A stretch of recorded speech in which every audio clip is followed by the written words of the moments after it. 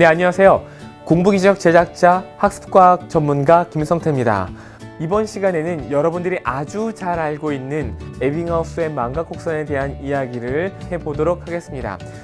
에빙하우스는 1883년부터 1885년까지 본인이 피험자가 돼서 의미 없는 단어 철자들의 조합을 외우고 시험 보는 걸 아주 다양하게 만들어 놓은 다음에 그런 것들을 끊임없이 반복을 했습니다. 그 가운데 사람이 어떤 내용을 머릿속에 담은 다음에 기억을 암기를 한 다음에 얼마나 빠르게 잊어먹는지에 대해서 이 연구를 통해서 밝혀냈는데요.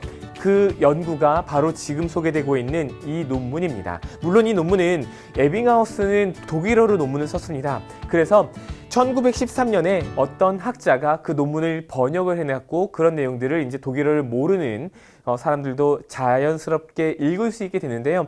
아무튼 이 에빙하우스의 망각곡선은 이 논문에 기억에 관하여라는 제목의 논문에 나와 있는 망각 공식, 망각 속도를 밝혀내는 이 공식을 그래프로 그린 거라고 볼 수 있습니다. 그 공식은 바로 이렇게 그릴 수가 있는데요. 자, 여기 보시는 첫 번째 이 오른쪽으로 가면서 아래로 뚝 떨어지는 이 곡선이 바로 에빙하우스의 망각곡선입니다. 자, 보시는 것처럼 사람들이 어떤 내용을 머릿속에 담은 다음에 시간이 지나면 아주 급격한 속도로 내용들을 잊어먹는다는 것을 알 수가 있겠습니다. 자, 그 속도가 얼마나 빠르냐면은 사람들이 어떤 내용을 머릿속에 담은 다음에 10분이 지나면 망각이 이루어지기 시작하고요. 1시간이 지나면 배운 내용의 56%를 잊어먹게 됩니다. 즉, 배운 내용의 절반 이상을 다 잊어먹는다고 보시면 되겠습니다. 그러니까 여러분들, 그리고 제가 경험했던 것처럼 영어 단어를 열심히 외웠어요. 그리고 시험을 봤습니다. 그런데 한 1시간 정도 지나면 단어들이 하나도 기억이 안 나는 이런 경험들이 있으시죠? 저도 고등학교 다닐 때 매 영어 수업 시간마다 이 단어 시험을 보곤 했었는데 영어 선생님이 교실 문 밖으로 나가는, 수업을 마친 다음에 나가는 그 순간 아주 놀라운 것을 목격하게 되죠. 제가 1시간 전에 외웠었던 이 단어들을 전부 다 잊어먹고 있는 이런 느낌을 받게 되는데요. 이런 느낌들은 여러분들도 똑같이 들 거라 생각이 듭니다. 그래서 우리는 이 에빙하우스의 망각곡선을 가지고 어떻게 잊어먹지 않기 위해서 복습을 해야 되는지, 그 복습을 어떤 주기로 가져가는 게 가장 효율적인지에 대해서 살펴봐야 되겠습니다.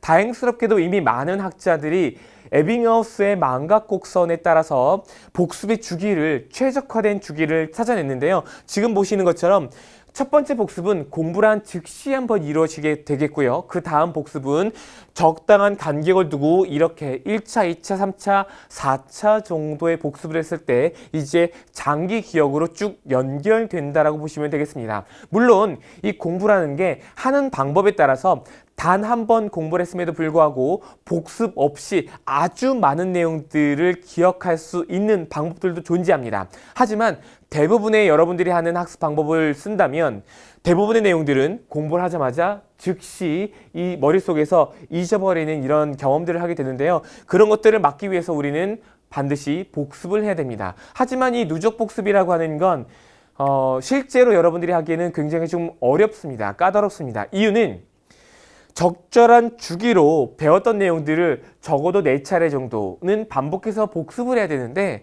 이 복습 주기를 적절하게 가져가는 것, 즉 오늘 복습을 할 때 어제 공부한 것들 혹은 지난주에 공부한 것들을 복습하는 거에 대해서는 크게 어려움이 없을 거예요. 그런데 보름 전에 공부한 것들 혹은 한 달 전에 공부한 것들을 내가 복습을 한다면 그때 뭘 배웠는지, 내가 오늘 날짜에서는 어떤 날짜의 내용을 복습해야 되는지 이런 부분들을 일일이 다 챙겨가면서 복습을 하는 게 생각보다 까다로울 거예요. 그렇기 때문에 우리는 복습을 하고 싶어도 복습을 잘하기가 조금 어렵습니다. 복습을 잘하는 방법에 대해서는 이 스터디 플래너를 잘 활용하는 방법을 소개하는 영상에서 여러분들께 좀 자세하게 소개해드리는 시간을 갖도록 하겠습니다. 자, 지금까지가 이 공부 기적이 만들어지게 된 몇 가지 학습과 관련된 이론이었는데요. 지금까지 제가 소개해드렸던 첫 번째 메타인지 능력, 두 번째 자기조절 학습, 세 번째 에빙하우스의 망각곡선, 이 세 가지 이론들을 바탕으로 해서 여러분들의 공부에 기적을 불러일으킬 수 있는 이 공부기적 스터디 플래너를 아주 잘 활용하는 방법에 대해서 다음 시간부터 여러분들께 소개를 해드리도록 하겠습니다. 감사합니다.